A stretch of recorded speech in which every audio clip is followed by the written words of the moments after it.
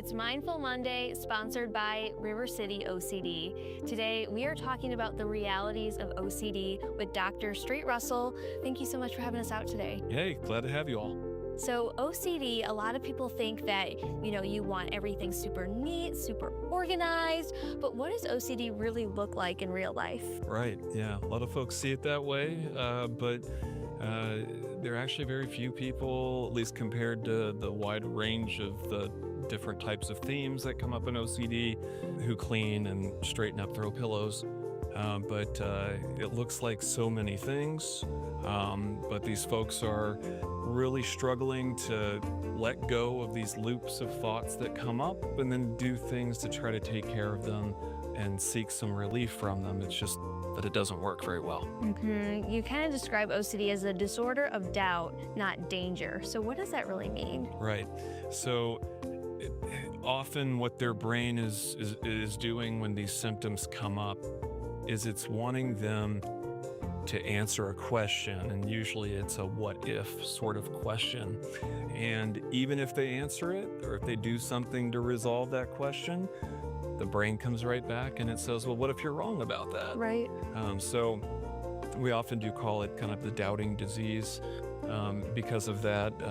And we're trying to teach people how to have some uncertainty acceptance and see that they don't have to answer the brain's questions, and they can beat this.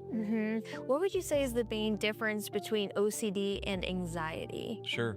There's definitely anxiety within the experience of OCD, but not everyone with anxiety will then be diagnosed with OCD. Right. So usually anxiety refers to more worry about future-based things, and it's very general. But OCD likes to land on very specific topics, and certainly, again, causes a great deal of distress. But what really separates it from anxiety disorders is what we call compulsive behavior or ritualistic behavior.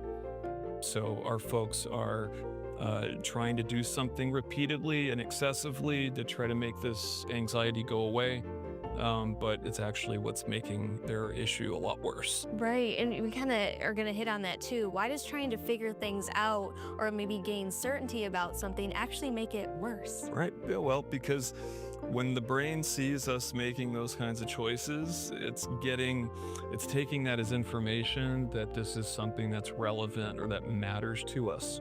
And so the more we do the thing that it's urging us to do, the more likely it is to remind us to do it again. So that's why it happens that way. You mentioned a little bit earlier that it kind of sits on some of these topics. So what are some of those? Right. I feel like the ones that most folks know about come from movies, like folks who struggle with contamination issues or, straightening up stationery on a desk. But the more common themes that we see here are related to harm. Being neglectful or being responsible for causing some form of harm. But there are also religious themes and people who just struggle with feeling right in their own skin, and some perfectionism as well. I'm right up there with all the perfectionism because you want to do your best. You want to, come across very put together, and sometimes that can just take over your whole entire life sometimes. It's good to have high standards, and I think where it crosses into that territory of being unhelpful is when those standards become unrelenting. So we try to help people to use some of that perfectionism still as a strength, but not let it keep them down and pursue a moving target. Absolutely. So if people are interested in getting in touch with you, having more in-depth conversations, how can people do that? I think the easiest place to visit us would be on our website, so rivercityocd.com.